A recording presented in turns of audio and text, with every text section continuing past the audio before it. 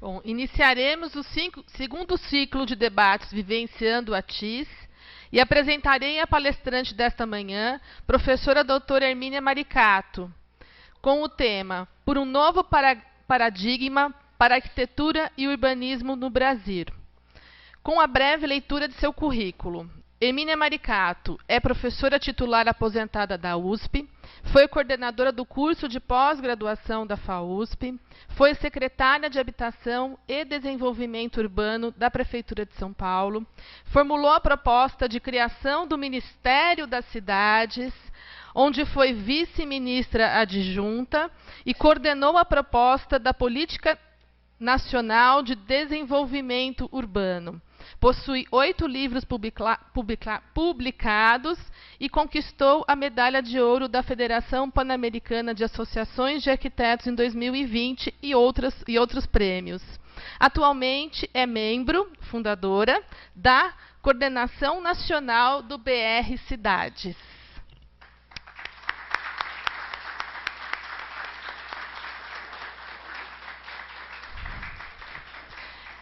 E vou chamar para a mesa também o nosso coordenador do curso de Arquitetura e Urbanismo da Universidade Presbiteriana Mackenzie para fazer a mediação e o debate na sequência.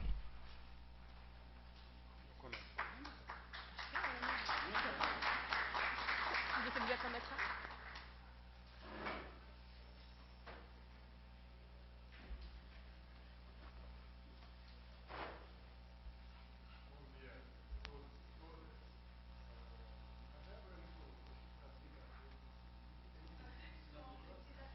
Liga o som.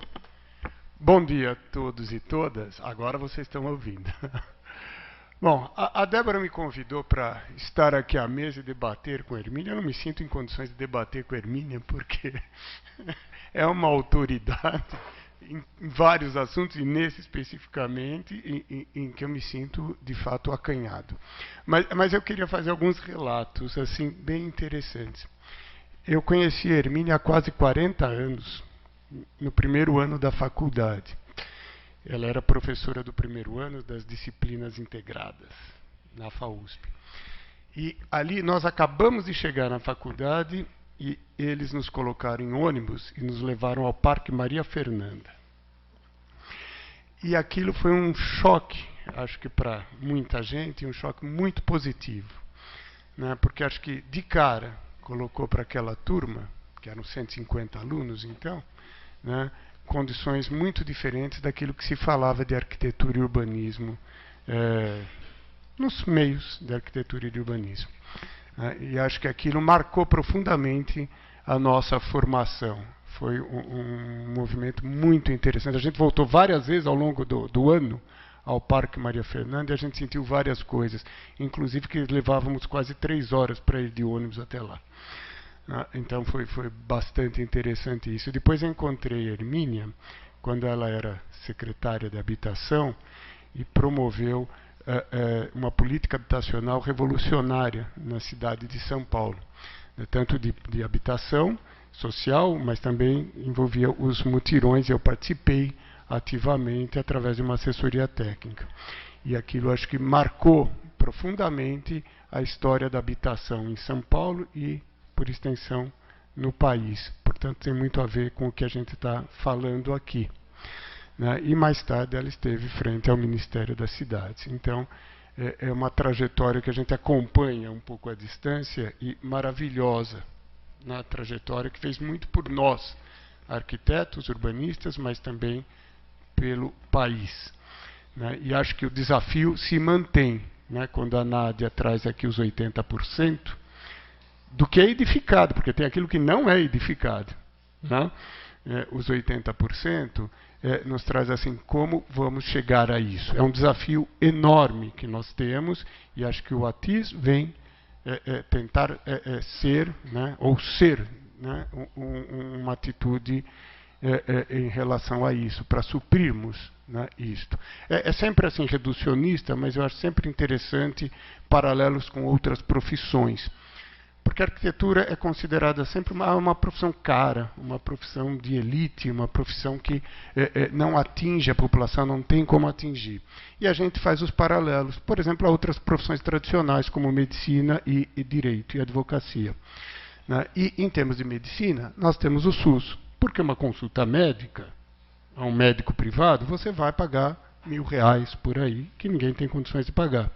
Né? Mas pelo SUS, a população tem acesso à medicina. E direito igual, pela defensoria pública e outras ações. E a arquitetura, que é onde nós vivemos, arquitetura e urbanismo, nós não temos. A população não tem, e a população tem que ter. E tem que ter, desafio ainda maior, via projeto. Porque o projeto, a participação do projeto, como estava conversando há pouco com a KT, que faz a síntese, né, de todas as necessidades, né, que a população tem. Então é fundamental que os programas habitacionais, que as ações, como foi feito quando a Hermínia era secretária de habitação, inclua o projeto.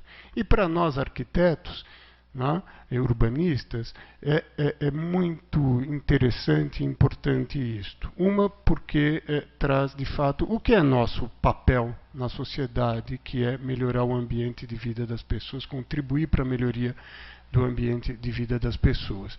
Então a gente pode pensar, mas a arquitetura tem vários, sim, tem vários lugares a arquitetura. Né? Nós temos a alta, fazendo outro paralelo, a alta costura da arquitetura, que atinge 1% da população. Nós temos o prêt-à-porter, que atinge alguma parcela, mas nós precisamos chegar, né, a quem realmente precisa, né, desse espaço. Porque o nosso objetivo final é garantir que todos tenham boa vida, né, tenham qualidade de vida. E isso passa necessariamente por essas ações do ATIS e por esse exemplo de vida que a Hermínia nos traz, né, que é uma vida dedicada a isso. Então, muito obrigado pela sua presença, Hermínia.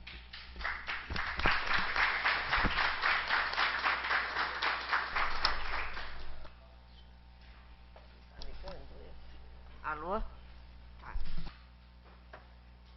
A gente resolve.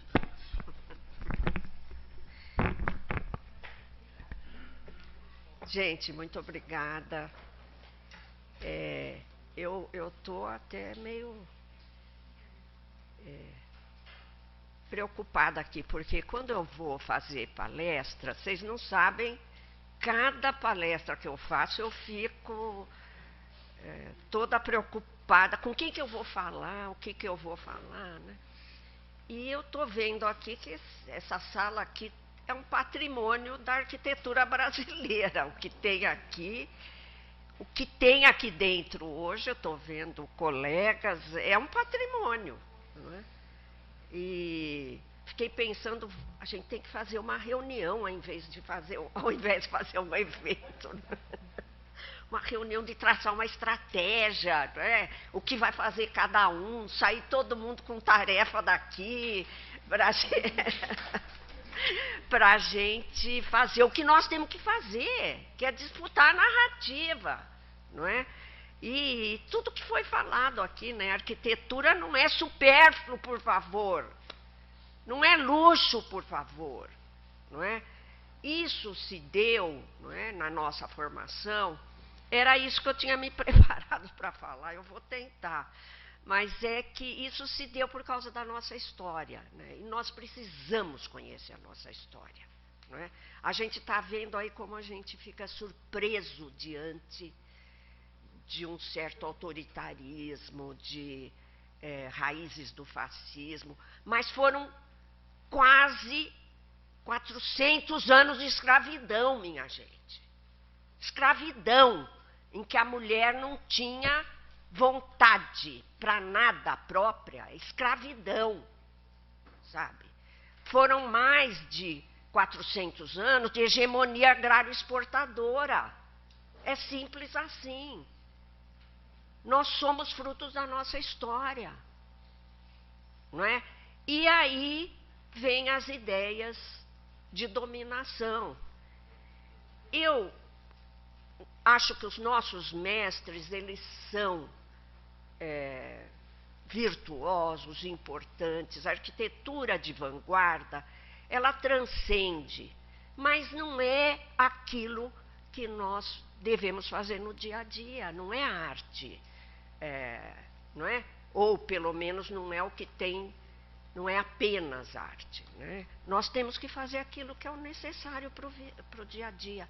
E a Nádia falou aí em 25 milhões de moradias, que dá 100 milhões de habitantes, mais ou menos, que aliás é o que não tem esgoto também no Brasil, né? Então, nós estamos falando de regra e não exceção.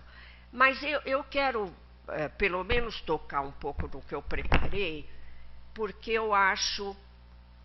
Semana passada eu tive num evento sobre o Chico de Oliveira, Francisco de Oliveira.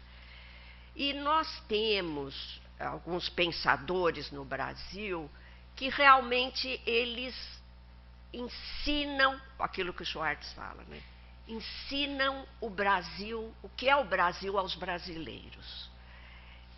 Mas nós temos também um movimento que vem de fora do país, e nós estamos vivendo esse momento, que nos afasta do autoconhecimento. É o movimento que nos traz a moda, né, da Europa, dos Estados Unidos, não é? E quando eu ando pela Vila Madalena, onde eu moro, é impressionante como há um retorno de nomes em inglês, não é? Nos bares, nos cardápios, não é? E é interessante ver como vem uma nova onda de dominação. E todo mundo que pede bolsa para o exterior ou quer ir para a Europa ou para os Estados Unidos, né? Uma vez eu neguei uma bolsa do CNPq, virou um escândalo, que eu falei, mas a pessoa vai estudar loteamento clandestino em Portugal, gente, peraí, não é? Não dá, né? E, bom, quando então eu pensei em falar com vocês, eu não sabia que ia ter tanta gente que pode me ensinar tanta coisa, que aliás já me ensinou, né? Não vou citar porque nem daria, é tanta gente aqui que... Eu pensei em trazer uma reflexão que me levou a escrever um artigo, que é num livro que eu fiz com o Carlos Weiner, professor da Universidade Federal do Rio, e com a professora Otília Arantes, que chama As Ideias Fora do Lugar e o Lugar Fora das Ideias. Durante a defesa da minha titulação, professora titular na USP, o Chico de Oliveira estava na banca. E eu fiquei lá relatando aquilo que eu estou relatando desde a década de 80 no seu caso, mas foi 70. Eu comecei a dar aula em 74, né, na FAO. E nesse ano mesmo eu fui convidada por um padre lá de Parelheiros, da Zona Sul de São Paulo, para assessorar um movimento sobre transporte público. E a minha vida mudou desde o momento... A minha vida mudou quando eu cheguei na FAO, porque eu venho de uma classe média, né? E lá tudo que na minha casa ensinaram que era certo, na FAO era errado e o contrário, né? Então, por exemplo, ser virgem era uma coisa importantíssima na minha família, né? E você chega na FAO é o contrário, né? Então, aí a minha cabeça foi, né? E depois aí o padre me chama para ir para a periferia. Quando eu vi aquilo, né, área de proteção dos mananciais, loteamento atrás de loteamento, eu falei, peraí, mas cadê o mapa aí da Secretaria de Planejamento? Alguém está vendo isso acontecer? Não. Estava lá, né? Multiplica, e na FAO não se falava também disso, na USP, né? E aquela coisa impressionante, aquele movimento impressionante, ele evidentemente mudou minha cabeça. Né? Mas desde aquela época eu estou falando isso. Outro dia alguém falou, mas você fala sempre a mesma coisa. Eu falei, mas quem sabe uma hora a chave vira, né? Então, eu estava lá na minha banca de professora titular, explicando, falando sobre a cidade autoconstruída, né? Essa cidade que em que as construções não tem arquiteto nem engenheiro, não tem licença municipal, não tem código de edificações, não tem lei de uso e ocupação do solo, não tem lei de zoneamento, não tem segurança jurídica, não tem segurança física, deslizamento, desmoronamento, enchente, não é? Ah, e uma coisa muito importante, não tem saúde. Não é? Depois eu fui até ser co-orientadora da tese do Francisco Comaru, que mostrou que a insalubridade nas moradias populares, por falta de insolação, aeração, tem uma ligação muito forte com doença respiratória, não é? Com epidemias, etc. Então, eu estava falando isso, não é? na banca, mostrando aquelas imagens que eu não trouxe aqui, porque acho que vocês estão cansados de ver, né? E depois falei um pouco do urbanismo modernista, não é? E da importação de ideias, não é? Os modelos, as formas, os conceitos, os ciãs, né? A partir de 1928, não é? Os planos de embelezamento.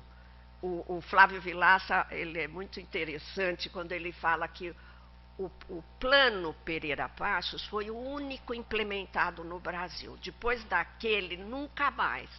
Por que, ele falou?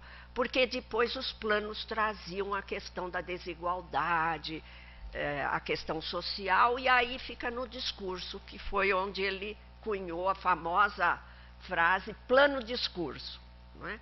Planos diretores que são discurso, não é?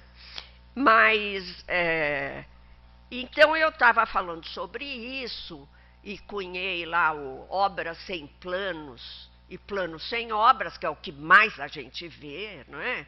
Nós estamos vendo aí o urbanismo do espetáculo que está sendo preparado, que é o entorno do Pinheiros, há alguns bons anos, não é? Onde se concentra investimento público, não é? E é muito comum, não é? Obras sem planos e planos sem obras, não é? E, ao mesmo tempo, você tem, então, as ideias fora do lugar. E aí o Chico virou para mim e falou, quando ele foi fazer as considerações, não é? Ele falou, olha, você me mostrou as ideias fora do lugar, mas você me mostrou também o lugar fora das ideias. Foi ele que colocou isso. Ele falou, quer dizer, você tem um planejamento e um urbanismo modernista que não se aplica à realidade. Mas você tem uma realidade sem proposta, não é? E desde então eu tenho falado sobre isso. E essa realidade sem proposta, ela não é exceção, minha gente. Claro que quando a Globo vai falar no problema da moradia, vai numa favela, né?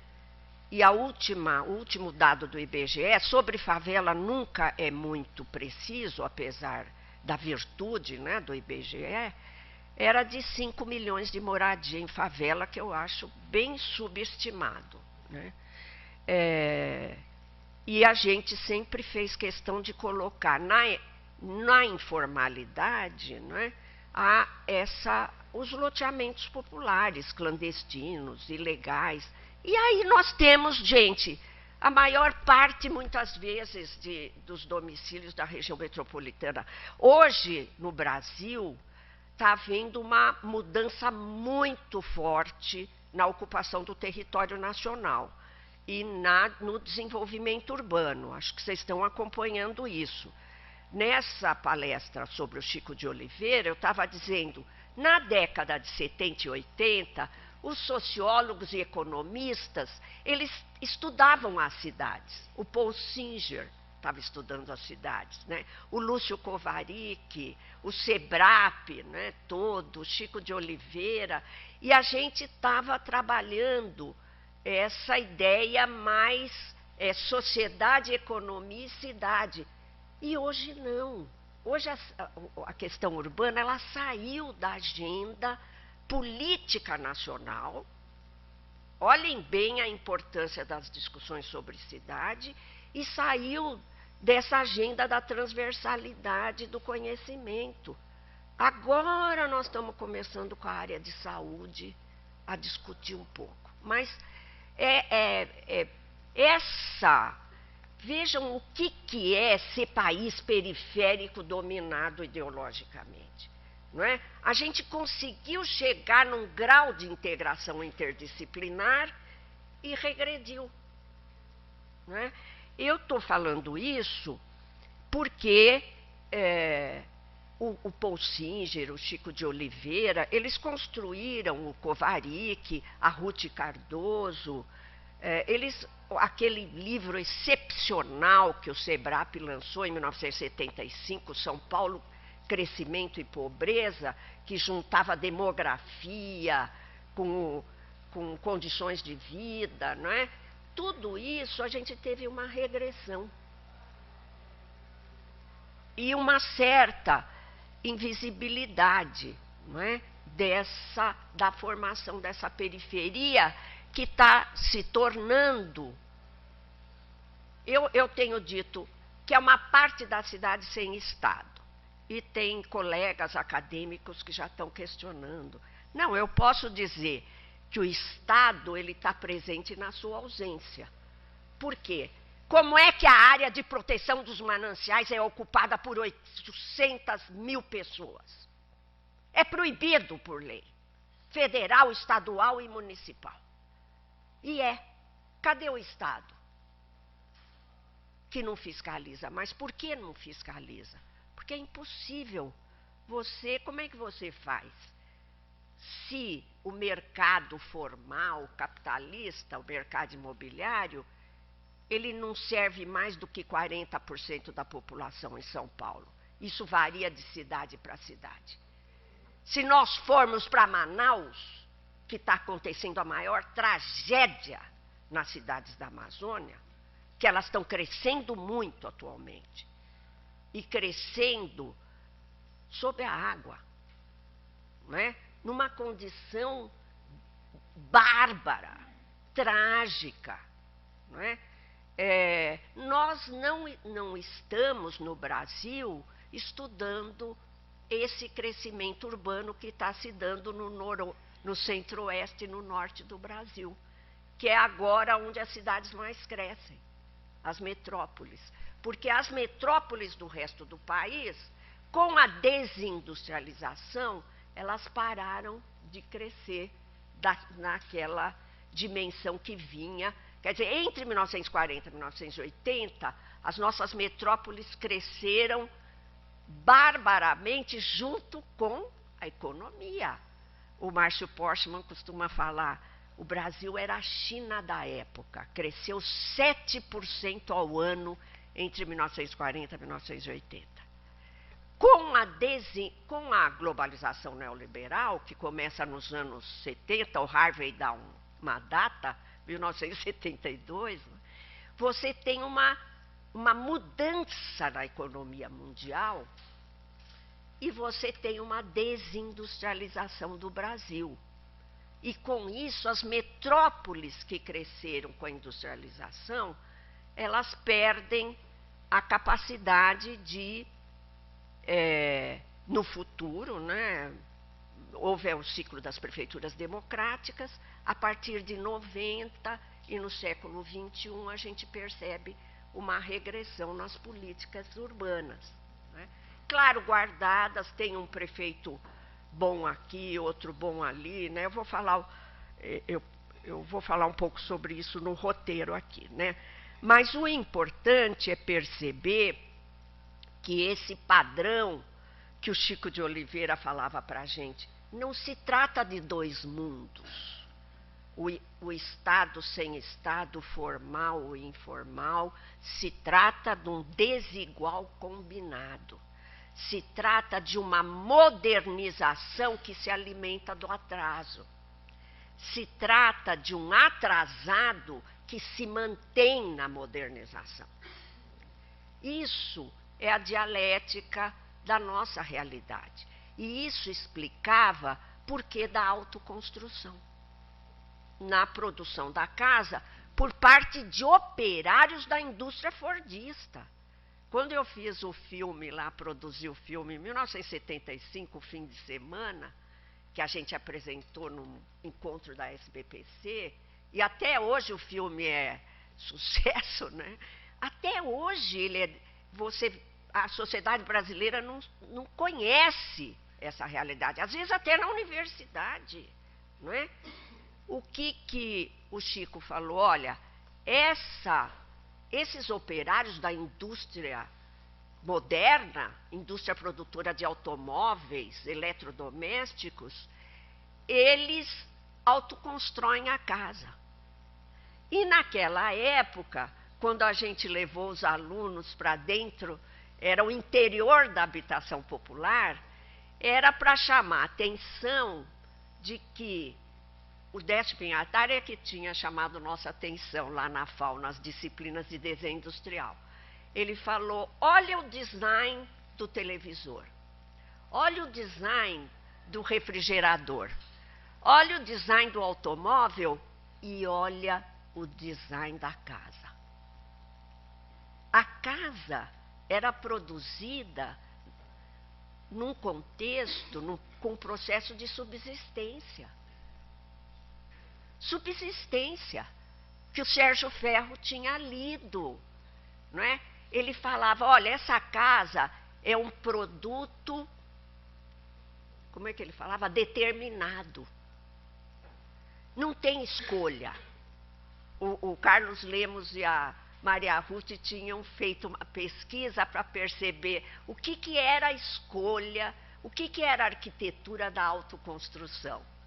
E chegaram lá e o Sérgio Ferro pegou a pesquisa e falou, não tem escolha. É o material mais barato, que tem no depósito mais próximo, é a mão de obra que não é profissional, não tem capital financeiro na jogada, é a água no feijão, é o 13º. Então, você tem um produto determinado pelas condições de produção.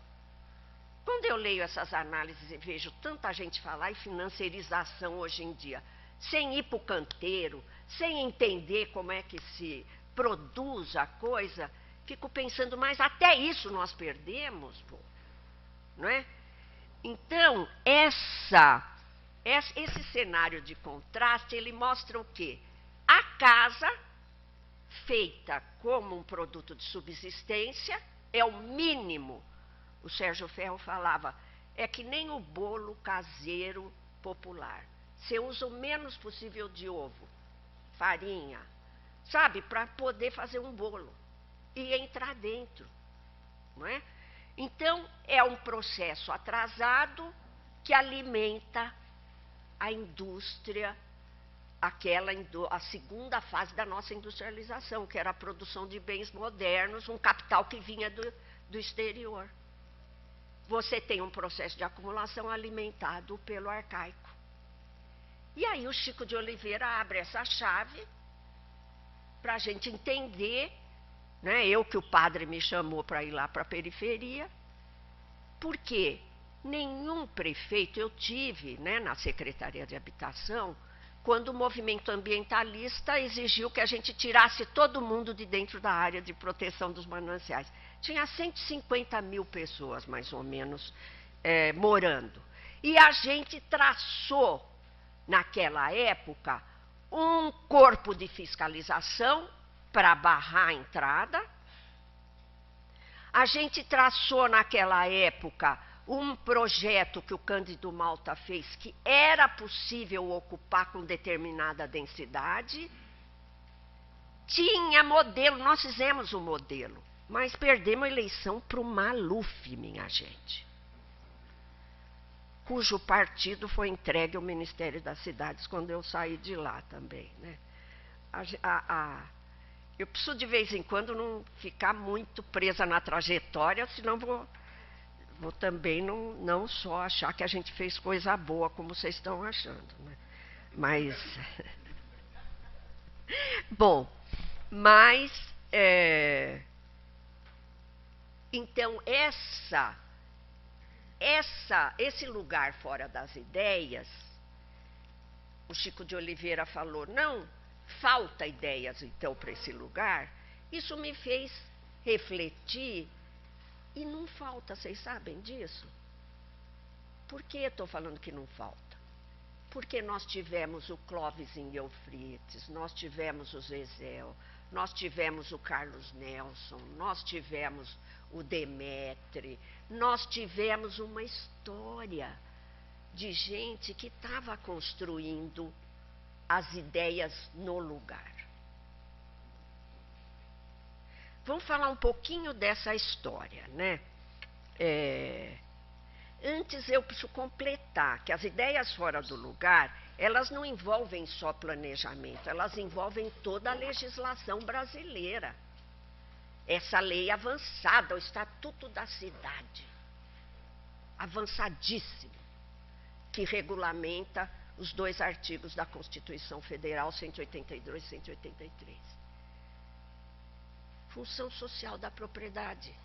Quantas prefeituras aplicaram a regulação da terra no Brasil? A terra é um nome, minha gente. Eu estou me trabalhando psiquicamente para aguentar que isso vai durar ainda muito tempo. Sabe? Um nó. Olha as periferias das nossas cidades hoje. As milícias, sabe o que elas são? Elas já estão aqui em São Paulo e estão parcelando lá nos mananciais, loteamentos. As milícias são a ligação do institucional com o não institucional. Tem pesquisas no Rio de Janeiro, do GENI, da Universidade Federal, que estão mostrando que as milícias, elas estão ocupando, vocês sabem, né, o mercado imobiliário da classe média para baixo. E em contato e colaboração com as prefeituras. Esse é o cenário que mais me apavora. Sabe? É aquilo que o Postman chamou de jagunçismo. O jagunçismo no Brasil, tomando conta do território. Tomando conta, claro, das economias, de certas áreas da cidade, né? Existe, olha, nada contra a religião, por favor, não é? Mas existe sim um movimento religioso que vem dos Estados Unidos, não é? Ligado a mídia fortíssimo. Eu tive em Niterói, toda vez que eu vou para uma cidade, agora semana que vem eu vou para Curitiba, eu peço uma aula tour pela cidade. E aí a Regina Bienenstein, olha que chique, me pega lá 2 horas no carro. Gente, eu fiquei perplexa com a periferia de Niterói. Andamos em ruas que tinha 5 igrejas pentecostais. E era assim, desde o palácio, que é dessas multinacionais que vocês conhecem, não vou citar aqui, né? Ricas, até garagem pequenininha de casa. Fazendo um trabalho que o Estado não faz. Porque muitas dessas igrejas tinham placas que dizia qual era o trabalho social. Segunda-feira era o jovem livre das drogas. Terça-feira, achei até engraçado, casados para sempre, que era casais com dificuldade. Não é? Quarta-feira, eu falei, gente, olha que coisa impressionante a acolhida. Vocês sabem o que é a vida de mulher chefe de família, com filho e que trabalha fora de casa?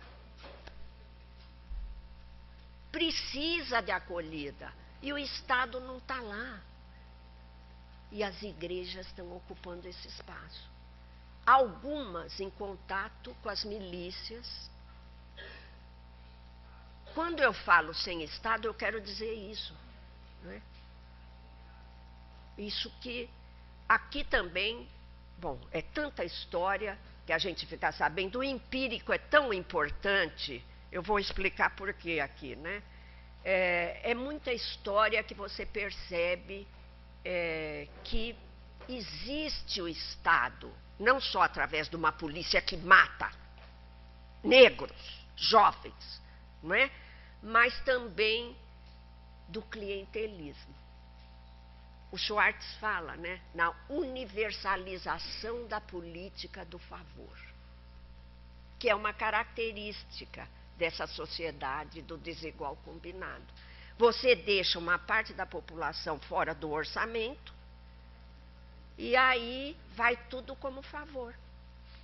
Precisa de uma pinguela, precisa de uma creche, é tudo como favor. É infindável, né, o movimento. Bom, então não faltam leis, não faltam planos. Os estudantes de arquitetura fizeram um meme meu assim, né? Não faltam planos, não faltam leis. E eu completaria, não falta conhecimento técnico. Então, quando o Chico falou lugar fora das ideias, eu fui lá pensar nesses arquitetos pioneiros que nos inspiraram, não é? E principalmente, além desses companheiros, arquitetas e arquitetos, não é? A Mayumi, sem dúvida, é uma mulher, foi fundamental na minha formação, né? Eu acho que nós temos como missão recuperar o ciclo das prefeituras democráticas, que avançou muito, gente, muito, na questão de pôr as ideias no lugar, né? A experiência, nós bebemos do cooperativismo uruguaio nos movimentos sociais no Brasil, não é? Diadema, olha aqui, aqui nós temos um companheiro que foi prefeito, fez uma... Diadema teve um ciclo impressionante. O Dirceu Carneiro, que era em Lages, arquiteto, veio antes, veio em 77, hein, o Dirceu Carneiro, que inaugurou uma prefeitura com participação social. Diadema foi uma das primeiras, começou em 82, se eu não me engano. 83. Isso. E aí Diadema era um horror, né? Porque era uma cidade assim, sem lei, não é? Antes do PT entrar. Maior nível de homicídio na Grande São Paulo. E o PT mudou a história de Diadema. Desculpe o PT, desculpe. Os nossos colegas. Não é? Nós podemos citar... Fortaleza tinha uma ONG antes do ciclo das prefeituras democráticas, acho que chamava Periferias, se eu não me engano, não é? Nós podemos citar que teve a gestão da Maria Luísa Fontenelle. No Rio de Janeiro, nós tivemos o maior programa de urbanização de favelas do mundo.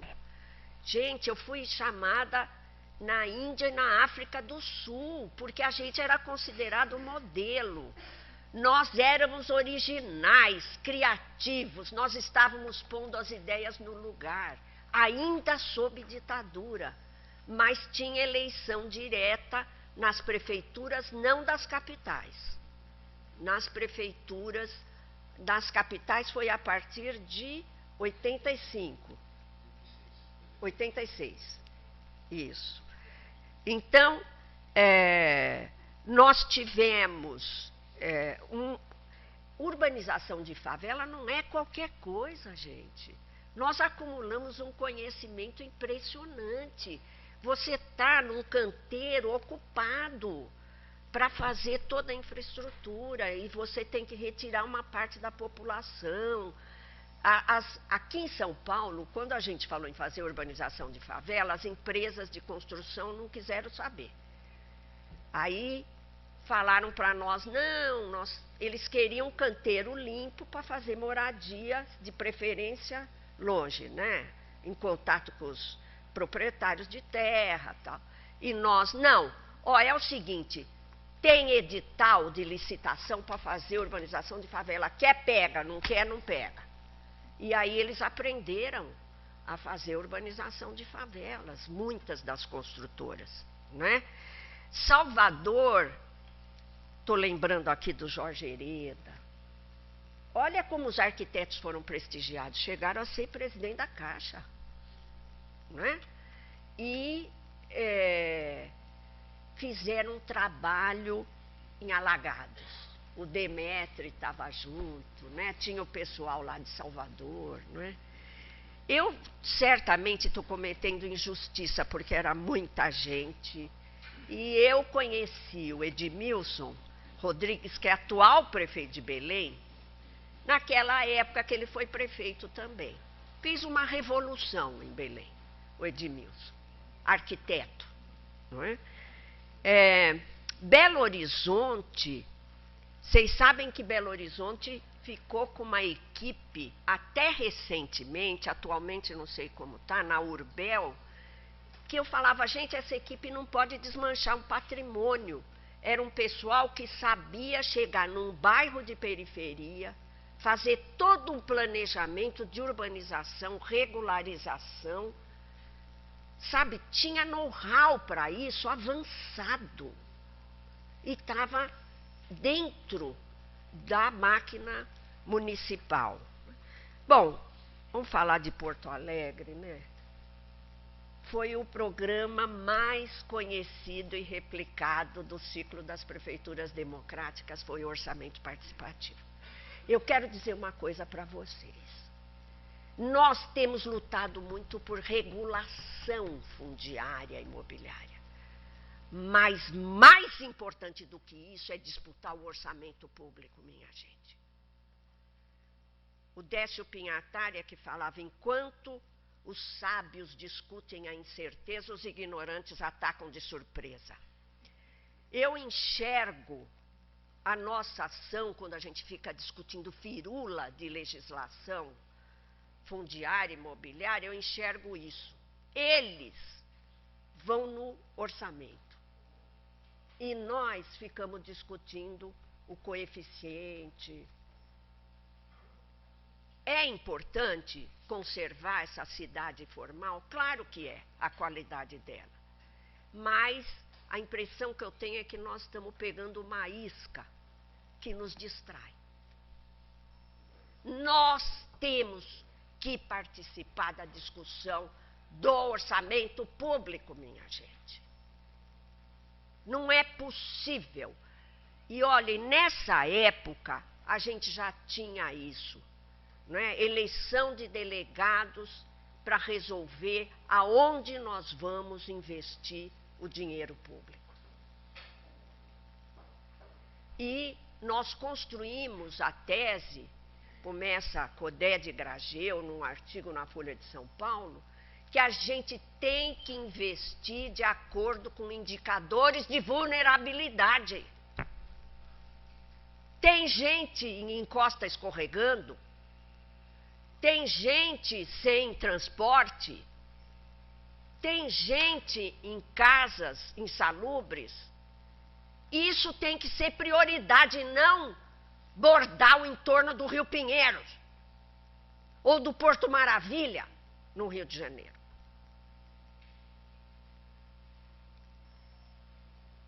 Então, nós fizemos aqui em São Paulo, foi falado, né, o programa FUNAPS comunitário, a gente tinha pouco dinheiro, na época, era uma época das décadas perdidas, né, 89 a 92, mas nós conseguimos iniciar 14 mil moradias com assistência técnica. Por quê? Porque era muito mais barato o que a gente fazia do que o que aquele velho esquema fazia. Não estou me colocando contra a empresa de construção, não, porque isso cria emprego, mas não do jeito de, como é que chama?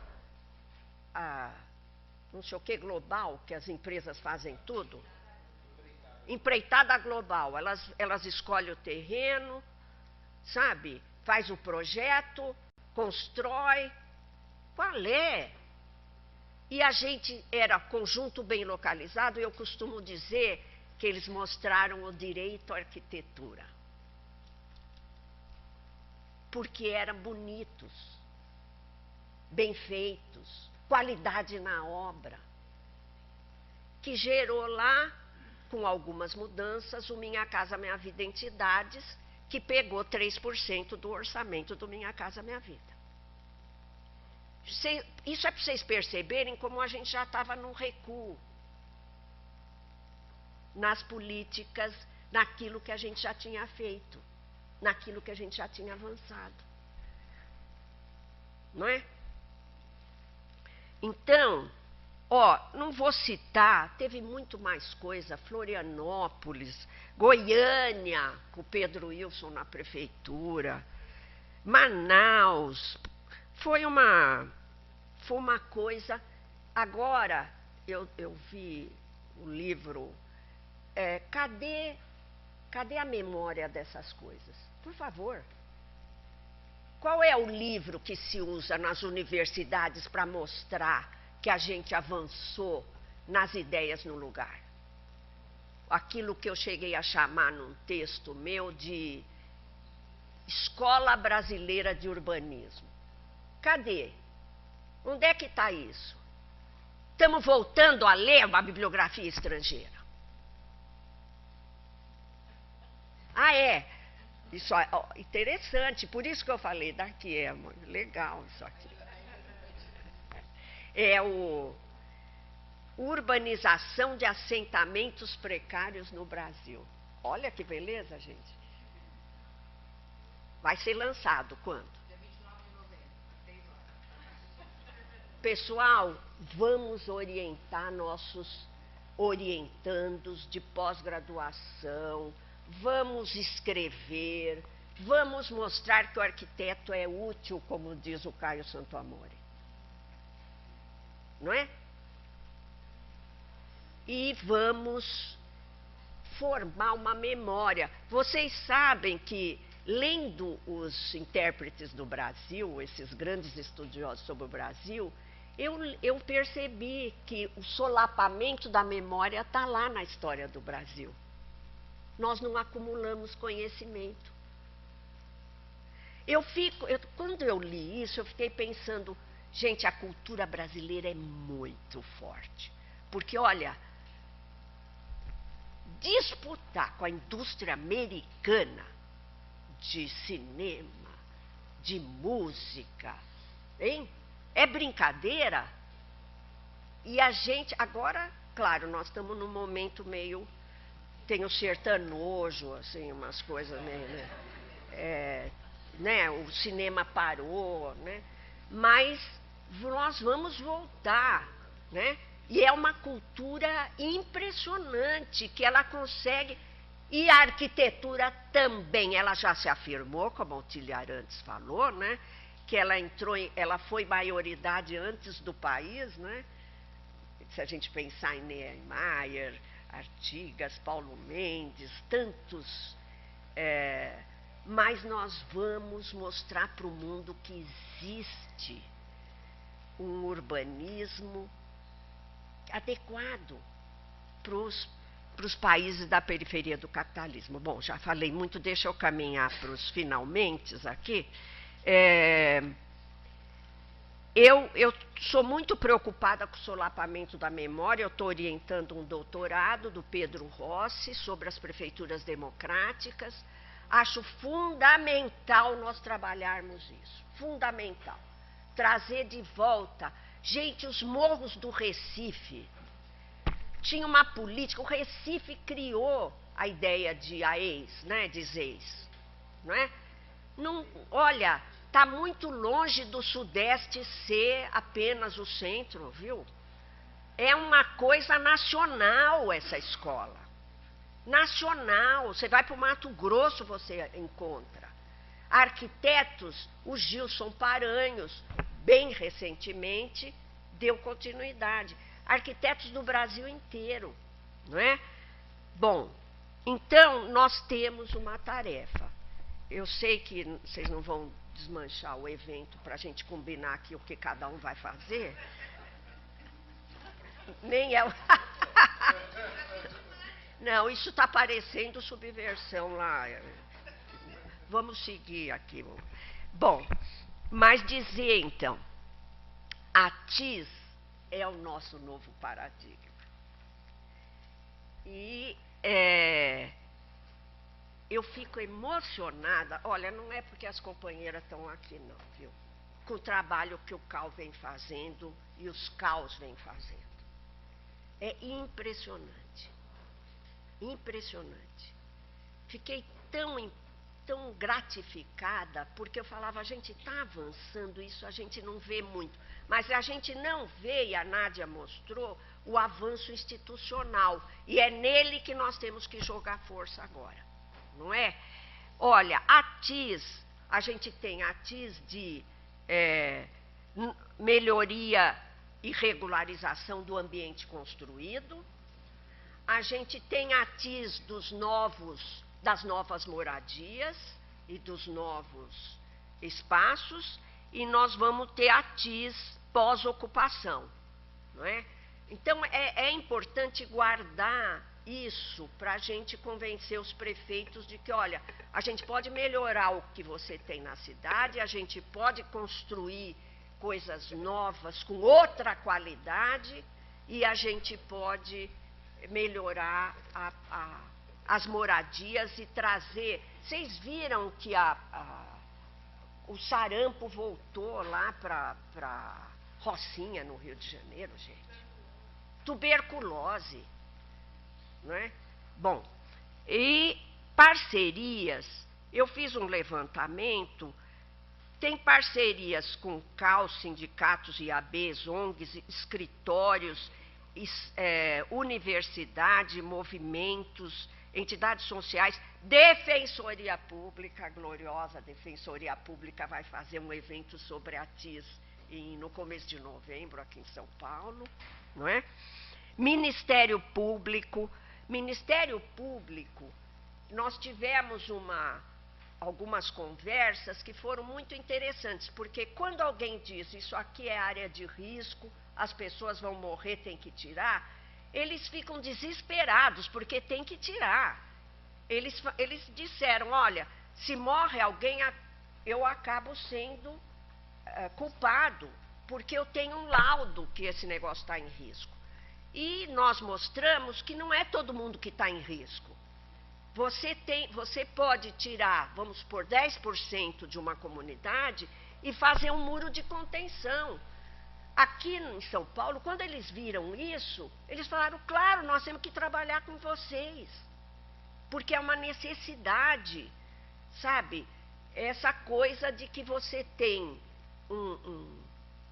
um sistema de justiça que não entende nada de ambiente construído, não é? Do que pode melhorar, né? Então, a nossa parceria avançou aí, né? Outras entidades profissionais, Polícia Civil, eu vi exemplo de parceria de ATIS no Pará com a Polícia Civil, Judiciário, cartórios legislativos, etc. Mas é principalmente com prefeituras e governos estaduais, e discutir o fundo, puxa, esquecer seu nome é imperdoável.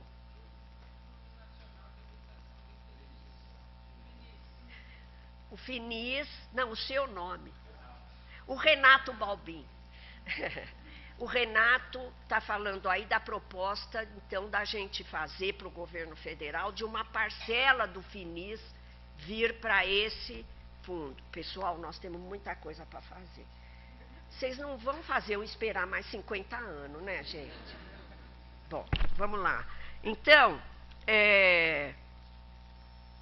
está avançando muito as bolsas de extensão, quer dizer, agora houve um corte, mas vamos ver se... E os cursos de residência. Se a gente... Sabe, gente, nós temos quanto? 200 mil arquitetos no Brasil? 212 mil. Eu ficaria contente com 30% engajado nessa campanha nossa, sabe? E nós vamos mudar essa realidade. Se a gente tiver metade, então... 60 mil arquitetos dá para fazer não dá? bom barulho. Não dá? É um exército, não é? Nós só precisamos, claro, trabalhar a unidade, mas a sociedade brasileira progressista, democrática ou de esquerda, ela acordou agora recentemente, não vamos deixar ela dormir de novo, não, né? Então é isso, né? Queria os legislativos, nós vamos ter que brigar, né? Tudo isso já houve parceria com concessionárias de energia elétrica, não é? Mas principalmente com os estados. O CalBR, a Nádia estava falando, tem uma campanha que é Mais Arquitetos 2022, e tem uma frase lá: arquitetura não é luxo. Nossa, adorei ver aquilo. Então, eu quero dizer para vocês que eu estou achando que esse momento aqui é muito, muito importante. Que o que os CAUs estão fazendo, eu tô sinceramente emocionada. A Nádia citou lá o CAU do Rio Grande do Sul, que segue aquela tradição, né, dos arquitetos do Rio Grande do Sul, né? E quero parabenizar o CAU aqui de São Paulo, parabenizar até os prêmios que vocês estão distribuindo, que estão muito bem indicadas as pessoas, a nossa Claudinha, que é incansável na defesa de ATIS. Então, mas não é só, não é o CalBR, a FNA. Eu acho que nós estamos num momento de ascensão. Eu quero agradecer, é um privilégio falar aqui para vocês. Muito obrigada, gente.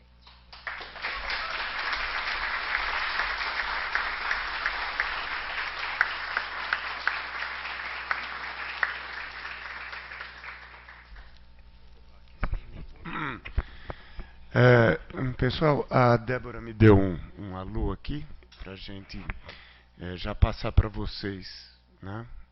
Para o debate, para quem quiser se colocar, perguntar alguma coisa, comentar, está aberto. Ou informar também, porque a gente quer ouvir coisas também, né? Aprender sempre. Tem um microfone circulando? Então tem um microfone, pessoal, vamos...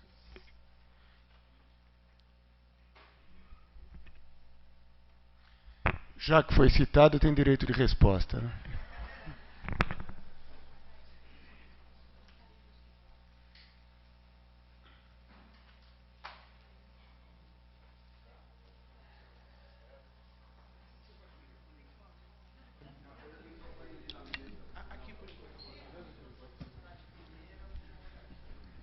Bom, bom dia a todos e a todas, Renato Balbin. Só por direito de resposta, então. Bom, a gente, só para dar, eu acho que também visibilidade um pouco e somar esforços, né? Esse pensamento, bom, eu sou do IPEA, essa ideia, essa parceria que a gente estabeleceu com o CalBR, para estudar como dar escala justamente para a ATIS, ou seja, implementar a lei, né? formando um fundo que não seja simplesmente um fundo dentro do CAL, mas um fundo que colabore, sim, com o Sistema Nacional de Habitação e Interesse Social e faça frente a essa necessidade, né, de assistência técnica para 25 milhões de habitações precárias. Eu brinco, Hermínia, e só com isso encerro, eu faço uma continha de padaria. O primeiro 1 milhão de casas construídas pelo Minha Casa Minha Vida custou a reais de hoje 60 bilhões de reais. Se a gente fizesse assistência técnica com melhorias habitacionais pelos custos hoje do tal Casa Verde qualquer outra cor, né, a gente estaria falando em 300 bilhões de reais para 25 milhões de habitações. Essa é a dimensão. Lógico que 300 bilhões é muito dinheiro, né, mas 1 milhão de casas construídas foram 60 bilhões. A gente estaria falando de 25 milhões com assistência técnica e recursos para melhorias habitacionais. Ou seja, há capacidade para fazer frente a isso e a gente está aí nesse esforço e contamos com todos, né, para somar. Obrigado.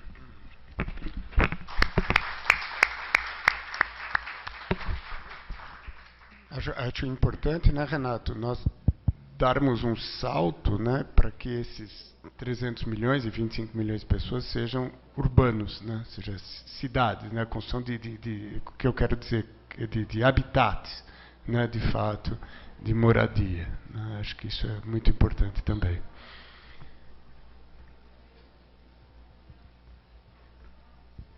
Bom dia a todos. Professora Hermínia, querida, parabéns pela fala mais uma vez inspiradora. Como a gente não está numa reunião, mas está num evento, eu mesmo assim eu queria furar um pouco a pauta aqui e propor um encaminhamento. A gente precisa trabalhar nessa equipe de transição do governo federal agora, para o mandato do presidente Lula, a veiculação de recursos do orçamento, veiculação e obrigatoriedade de participação, para que a gente possa fazer a diferença nos próximos 4 anos de mandato. Então, acho que é importante que a gente faça uma reunião com as equipes de transição de governo agora, né, que oriente para uma política nacional de habitação e assistência técnica. E eu estou colocando isso de forma bem clara, porque a política de habitação precisa de recursos e a política de assistência técnica, que é um instrumento para viabilizar a produção, a melhoria, a ampliação, ela tem que vir acompanhada também de recursos para que ela seja implementada nos municípios, para que os municípios tenham condição de contratar as equipes de arquitetos, para que a gente tenha centros de referência em arquitetura e urbanismo, para a arquitetura não ser mais luxo, ela ser realmente necessidade e estar dentro do território. A gente precisa estar dentro do território da cidade, como já comprovou aí o exemplo dado, que é o exemplo da CODAB com o Gilson, que provou que isso é possível. Então, acho que é esse encaminhamento que a gente precisa dar, e a gente precisa agir rápido para a gente não ter decurso de prazo, né?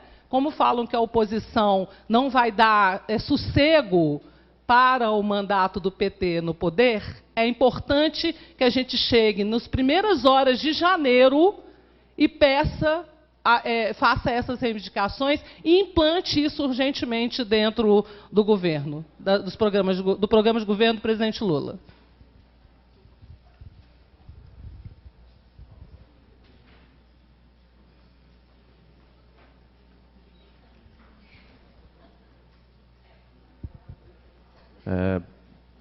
Bom dia para vocês. Eu sou o Matheus, eu sou conselheiro do Calpará e trabalho com o Edmilson, no gabinete dele. E eu queria saber de ti, Hermínia, uma opinião sobre... eu entendo que as igrejas são fundamentais de muitas formas, apesar de não ser religioso, que tu citaste que um padre te levou para conhecer a periferia e trabalhar com isso. E hoje em dia as igrejas evangélicas, muitas pentecostais, fazem um trabalho social muito forte.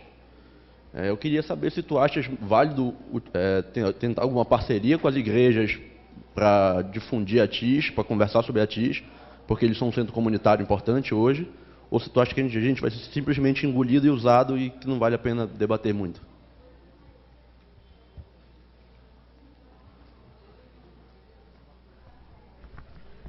Responder já? Será? Não era melhor ouvir todo mundo? O que vocês acham? Bom dia a todos. Prazer, professora Hermínia, estar aqui. Eu sou arquiteta também, sou formada em 1981. Trabalhei na prefeitura, acompanhei os seus trabalhos. E o que eu vou falar aqui, talvez muita gente pode não gostar, mas é assim. Eu acho que essa questão de assentamentos, de invasões de terras, principalmente na periferia de São Paulo, é uma coisa que tem que ser vista com muito carinho, porque, assim, nem todo mundo realmente é carente, é necessitado. Tá? Eu, quando optei para estudar arquitetura, foi porque minha mãe veio para São Paulo e nós dormimos na rua. Eu cresci com essa mente. Eu tenho que fazer alguma coisa para que isso não aconteça com mais pessoas.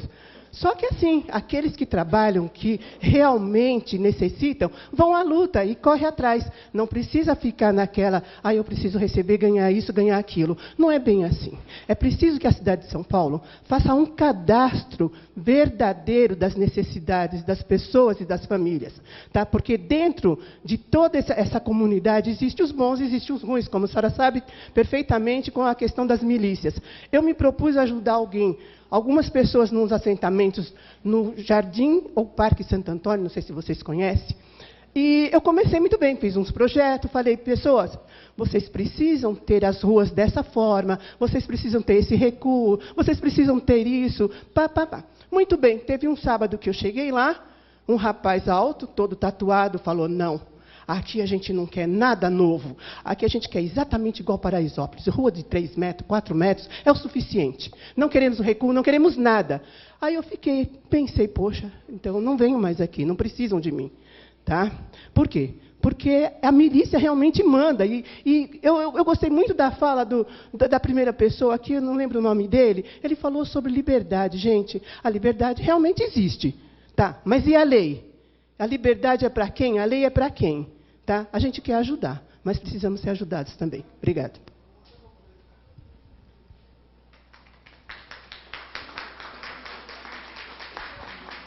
Bom dia. Eu sou do Maranhão, né? Cíntia, meu nome.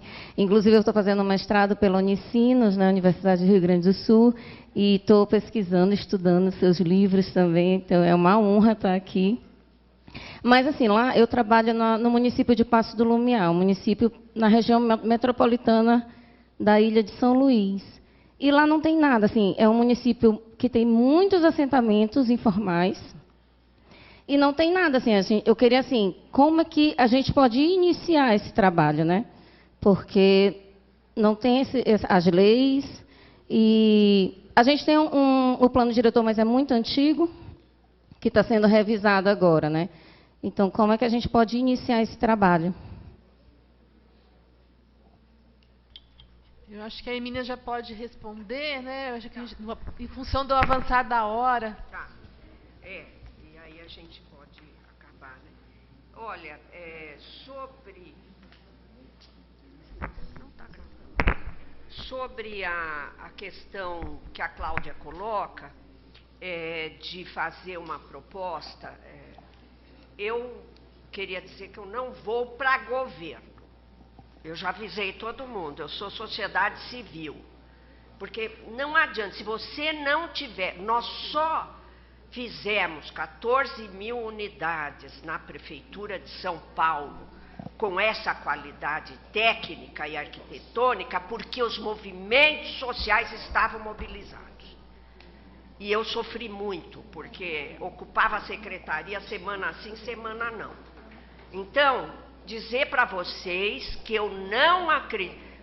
eu até já escrevi sobre isso, né? O Ministério das Cidades foi dado ao PP, todo mundo se acomodou, teve liderança que chegou para mim e falou, o ministro me atende, o novo ministro me atende pelo celular, vocês não me atendiam. e a vaca foi para o brejo e não tem a ver realmente com... Eu acho que houve, além... Se a gente for olhar o que está acontecendo na conjuntura, sem dúvida nenhuma, você olha o capitalismo internacional e é importante entender o que está acontecendo. A direita não cresce apenas no Brasil, vocês estão vendo isso. Existe, além do aumento da desigualdade, além dos ataques às soberanias nacionais e aumento da dependência, aumento essa globalização do mercado com destruição de parques industriais, tudo isso tem a ver com a globalização, mas existe um dado importante que é uma mudança na subjetividade. Gente, não passa um dia que eu não pego essa maquininha, cadê ela? Essa, né? E falo que revolução que está sendo feita na cabeça das pessoas, nas relações humanas, não é? Relações sociais, relações individuais.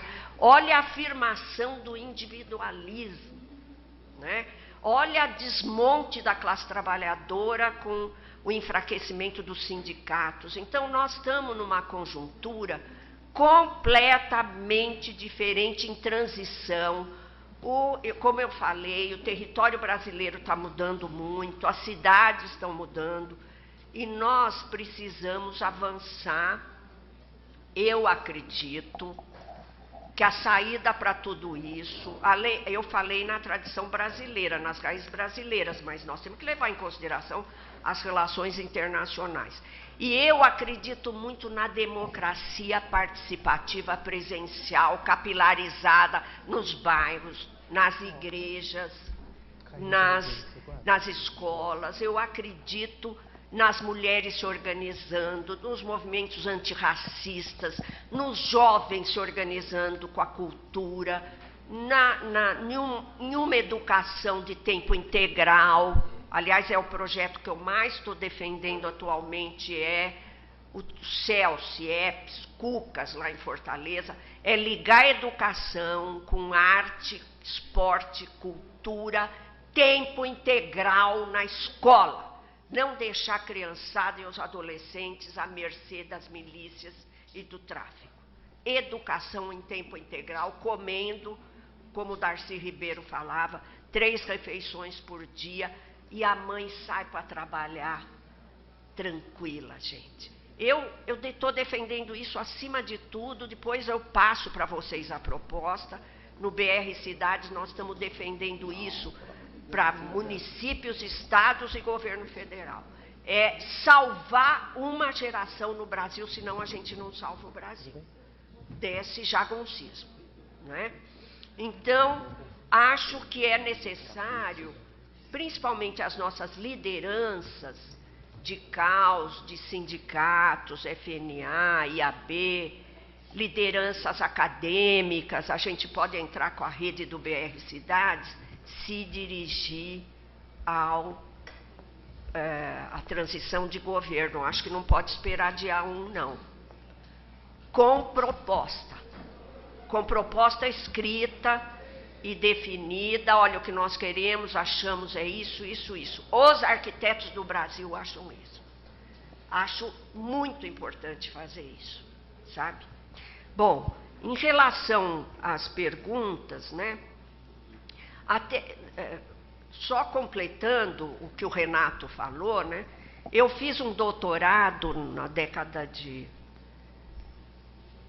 Foi 80, né? Começo dos anos 80, sobre o BNH. E é interessante como naquele período foram construídas, financiadas 4 milhões de moradias, agora no Minha Casa Minha Vida foi mais de 5, e houve um aumento no preço da moradia, houve uma dispersão periférica das cidades, como aconteceu agora, né? O que me leva sempre a reafirmar que habitação é uma mercadoria especial, né? Eu sempre falo muito isso. Se você produz mais água ou sapato, o preço cai. Se você produz mais habitação, depende de onde você produz, porque você pode elevar o preço da terra. Você pode ter aumentos especulativos. Então, o Minha Casa Minha Vida, por incrível que pareça, ele foi sucedido depois de 5 milhões de moradias, o déficit era de 7 milhões, o déficit aumentou, né? O aluguel aumentou, o preço da terra aumentou. Então, nós temos que... Eu gostaria muito de convencer o governo sobre isso, sobre a localização da moradia, é absolutamente fundamental para um desenvolvimento urbano. E também, você sabe que essa periferização, essa dispersão, ela torna a cidade cara, além de ela condenar as pessoas a viver longe, longas jornadas, não é? E eu passei em muitos lugares, Vitória da Conquista, ali na Paraíba, bom, não vou lembrar agora, todas as cidades, fui para o centro-oeste, fui para o norte, antes da pandemia, para perceber que esses conjuntos habitacionais feito ilha na periferia, o crime organizado toma conta. Impressionante isso, não é? Além do sacrifício das pessoas. Eu acho que nós temos, sim, que chegar no governo e falar com ele. Eu não quero participar, eu não quero mais ter frustração eu acho que eu tenho um papel na sociedade civil e tal, mas eu me proponho a ajudar uma comissão a levar a nossa demanda aí para a equipe de transição, né? Bom, o que eu acho se vale tentar parceria com as igrejas? Acho total. Depende... olha, está gravando o que eu estou falando? Não, porque a gente deu uma aula na USP, eu falei meio genericamente das igrejas pentecostais, que manipulam e tal, e me puseram no neopentecostal. Há igrejas e igrejas, muito obrigada. E há igrejas que realmente elas vieram de uma onda americana que eu conheci com a Emília Viotti há décadas atrás. Ela falava do que estava acontecendo nos Estados Unidos, depois é que a gente viu esse pessoal vir para o Brasil. Que é uma coisa de manipulação mesmo, gente. Não é algo de civilizatório, digamos, não é? De enfatizar o conhecimento científico, a participação democrática e tal.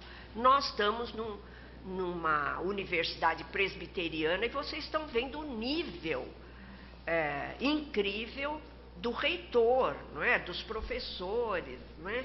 Então, não se trata de condenar igrejas, mas eu acho fundamental trabalhar em parceria com as igrejas que ajudam, viu, nesse conforto humano que a gente precisa, ainda mais, eu não sei se vocês estão acompanhando os dados sobre depressão em jovens, não é? É muito sério o que está acontecendo. E o quanto as crianças perderam durante a pandemia em termos de sociabilidade, educação, escolarização. Então, eu acho fundamental a gente trabalhar unido com quem está trabalhando nesse sentido, né? Bom, sobre invasões e assentamentos, nem todo mundo é necessitado. Claro, por exemplo, as milícias que estão abrindo loteamento lá na área de proteção de mananciais, não teria necessidade, não é? Agora, eu acho importante lembrar os números, que é uma coisa importante, fazer um trabalho aqui quase de aritmética, de matemática. Se você tem Por exemplo, uma cidade como São Paulo, vamos pegar um município, não é? Pega aí o déficit habitacional. Quem está precisando de moradia? Quem precisa de moradia precisa de um financiamento, né? Todo mundo precisa de moradia, em primeiro lugar, não é? Ninguém vive sem moradia. E ela é a mercadoria mais cara de reprodução da força de trabalho. E como ela é muito cara, você precisa de um financiamento. Não estou falando de política pública, estou falando que alguém precisa comprar. Então vai num banco. Qual é a renda mínima que um banco exige para você pegar um financiamento para moradia? Depende daquilo que o mercado oferece. Aqui em São Paulo, o plano diretor definiu que nos terminais de metrô, ônibus, etc., e nos corredores, iria haver um incentivo para a produção de habitação de interesse social. Necas! Quem está construindo são estúdios, não é? Vai lá tentar uma pessoa de 2, 3 salários comprar um negócio daquele. 20 mil reais o metro quadrado. Então, você vê como a gente fica discutindo regulação, não é? Então, está havendo uma burla ao plano diretor. E nós estamos aqui assistindo. Imagina se os arquitetos organizados de São Paulo não conseguiriam mudar essa situação. Fazer uma denúncia, etc. Bom, então, 60% da população não consegue um financiamento para comprar no mercado privado. Como é que você faz? Você vai comprar no mercado irregular. E aí, tem gente que olha esses criminosos, porque é crime loteamento clandestino pela Lei Federal 6766, não é, de 1979, esses criminosos, eles são vistos como benfeitores, às vezes. É difícil atuar nessa situação. E vocês imaginem, porque essa situação ela é estrutural. Eu costumo falar, a posse formal da terra divide a sociedade brasileira. Você tem o direito de ocupar ou invadir, mas você não tem o direito de ter um documento de posse. Então, quantos no Brasil detêm a posse formal da terra? Então, é preciso levar tudo isso em consideração antes de a gente achar que o problema é individual. Porque tem gente ruim? Claro, tem. Tem gente que engana as outras pessoas? Tem. Tem gente egoísta? Tem.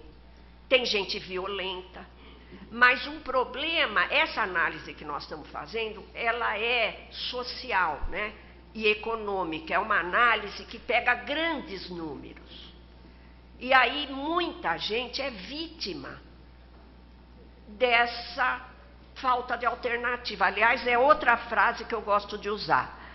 A vítima, que é falta de que não tem alternativas para uma casa com a posse formal, ela se torna ela se torna criminosa.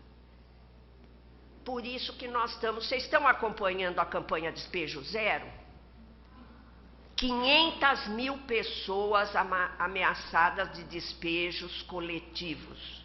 O Barroso até que deu uma sentença agora, foi agora mesmo, né, na semana passada, que não é tão ruim, né, porque no Paraná já houve uma comissão de negociação para evitar despejos coletivos.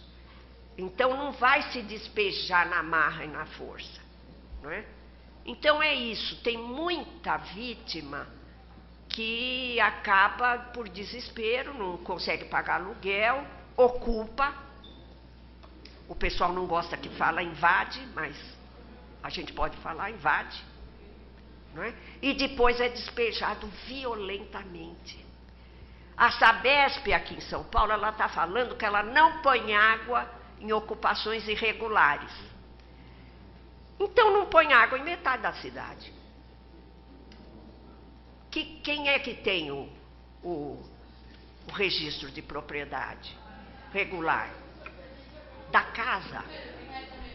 Bom, acho que eu já ocupei vocês demais, né?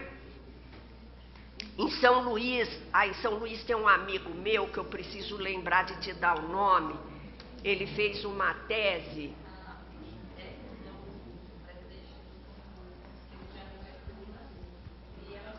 Essa pergunta, nós somos de São Luís. Aqui, Então, quer dizer, São Luís não, eu sou a coordenadora da regularização fundiária de Raposa, que é da Grande Ilha, e a gente vive exatamente o que você está citando aí.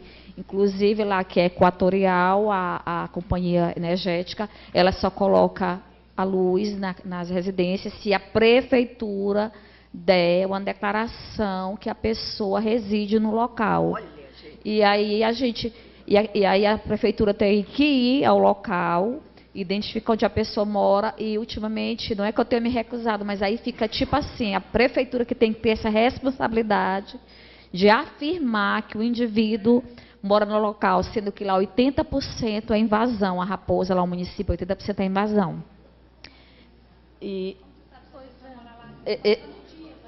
Exatamente. Então, assim, a Equatorial de lá, ela obriga, quer dizer, ela não obriga, mas é tipo assim, ela faz com que a prefeitura, no caso, a gente tenha que ir no local, ia lá emitir uma declaração com a localização do proprietário, assim, a coisa bem, aí ultimamente eu tenho, não é que eu tenha me recusado, mas tipo assim, se a pessoa não mora, só que lá, como é invasão, e o pessoal é um pouco assim, miliciano, eu não tenho a coragem de me omitir, não, eu não vou. Então, assim, aí eu peguei e mandei um documento para a Equatorial, tipo, para poder tirar a responsabilidade da prefeitura, né?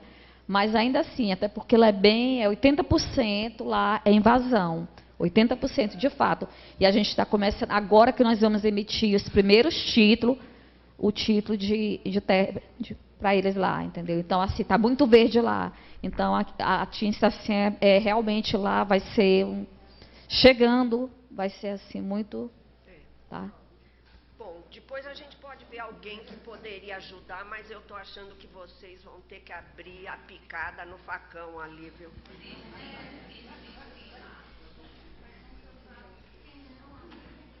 Vamos dar uma olhada quem pode ajudar vocês e que tem experiência. Eu acho que precisaria ser do Ministério Público ou da Defensoria Pública, tá? Realmente eles são, tipo, vai ter a posse, isso da dignidade. Da segurança. Totalmente. E eu faço a visita, às vezes eu visito e vejo que não tem banheiro. Aliás, não tem saneamento básico, entendeu? O plano municipal de saneamento básico foi feito, mas só no papel. E a gente faz a visita e a gente vê que não tem banheiro, não tem, assim, que é o mínimo, não tem o banheiro. E quando a gente fala que vai colocar o banheiro, eles acham, vai colocar banheiro dentro de casa. E eu, meu Deus, que lugar é esse que não tem banheiro dentro de casa? Entendeu? Isso é o mínimo de qualidade de vida. Então, assim... tem que educar esse povo, viu? Esse que diz, não tem banheiro dentro de casa, fala mais. Não conhece o Brasil, né? Pois é, assim. Mas tá bom, pessoal. Acho que merece uma discussão maior aí o caso. E muito obrigada por tudo. E, ó, tamo junto.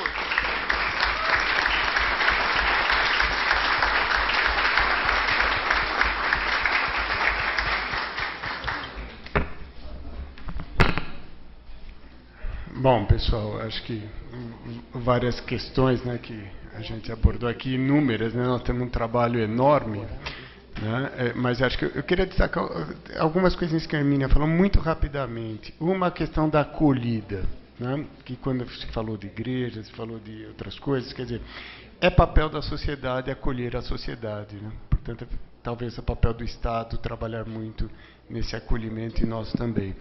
Outra coisa que eu acho que a Hermínia colocou muito aqui é que nós temos ideias para os lugares, né? E temos uma tradição de ideias para o lugar, temos que reforçar isso, né? Claro que essas ideias têm que melhorar e aprofundar, né? No lugar, né? E acho que isso é uma questão fundamental. E eu fiquei muito contente também quando ela trouxe a questão da educação e lembrou que nós também temos ideias para o lugar da educação, né? muito importante. Nós temos uma história no Brasil de educação fantástica que passou pelo lembrado Darcy Ribeiro, né, uma figura importantíssima, essa ideia do período integral, né, lá com o CIEPES, que ele criou, mas que vinha do Anísio Teixeira, e passou pelo CEL, e, enfim, nós temos uma história muito bonita também de educação, que a gente também tem que colocar, e acho que tem que colocar também na discussão da transição, porque isso faz parte do futuro desse país. Então, acho que são muitas coisas para a gente fazer. E eu queria agradecer muito, porque a Hermínia tem uma característica impressionante na minha vida, porque passou por tantas coisas e tem um caráter otimista sempre. Ela passa um otimismo para a gente muito grande. Tem muita coisa por fazer, né? E nós temos muita coisa para fazer. Muito obrigado.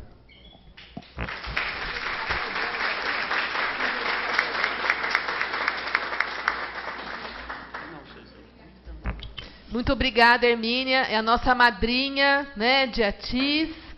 É sempre um prazer te ouvir. Agradeço também o Lucas, né, por estar aqui conosco nesta mesa. E a gente precisa começar, eu vou chamar a próxima mesa, a mesa número 1. Muito obrigada.